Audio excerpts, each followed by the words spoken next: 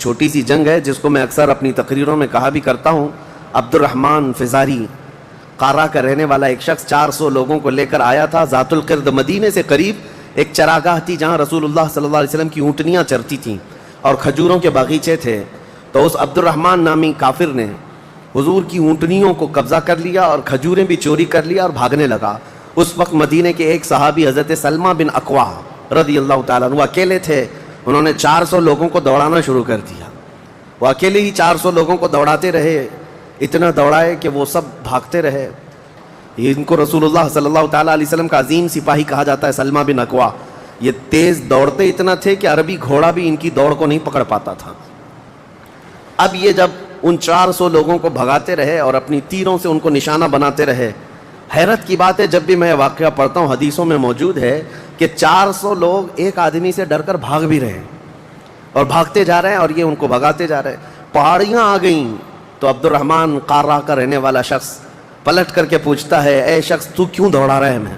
حضرت سلمہ بن اکوا نے کہا, جب تک تمہاری جھولی میں مدینے کی ایک کھجور بھی باقی رہے گی میں تمہیں زندہ نہیں چھوڑوں گا, اور جب تک رسول اللہ کی اونٹنیاں تم نے قبضہ کی انہیں آزاد نہیں کرو گے میں تمہارا راستہ آزاد نہیں رکھوں گا. عبد الرحمن نے اپنے ساتھیوں سے کہا کہ لوگوں ان کی ساری کھجوریں پھینک دو, جتنی چادریں ہیں بچھا دو اور جتنی اونٹنیاں ہیں انہیں چھوڑ دو, ورنہ یہ ہم میں سے کسی کو بھی زندہ نہیں چھوڑے گا. سب کو جمع کیا. حضرت سلمہ بن اکوا نے کھجوروں کو چادر میں اور تنہا وہ سارا مال اٹھا کر کندھے پر اور حضور کی اونٹنیاں ہانکتے ہوئے مدینے کی طرف لا رہے تھے. اکیلے آ رہے تھے. بیچ راستے میں پھر حضرت ابو قتادہ رضی اللہ تعالیٰ عنہ سے ملاقات ہوئی.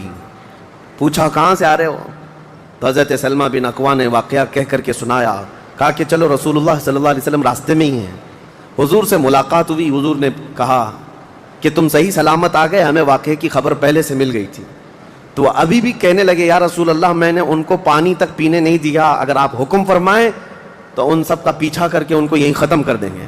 نبی پاک صلی اللہ علیہ وسلم نے مسکرا کر فرمایا, تمہاری جو اونٹنیاں تھی, تمہارے جو کھجور تھے, اس کے تم مالک ہو گئے ہو, ان کا راستہ چھوڑ دو.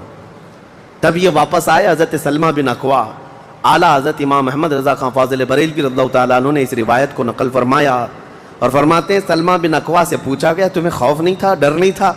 400 لوگوں کو اکیلے دوڑاتے چلے گئے, مدینے سے باہر بھی چلے گئے. ان کے پاس جو بے خوف ہونے کے لیے کوئی دولت تھی نا, بے باک, ان صحابہ کو اگر کوئی چیز بناتی تھی تو یہی چیز ہے عشق مصطفیٰ, محبت مصطفیٰ, جس کو بریلی کے امام نے فرمایا ہے, خوف نہ رکھ رضا ذرا, تو ہے عبد مصطفیٰ, تیرے لیے امان ہے, تیرے لیے امان ہے.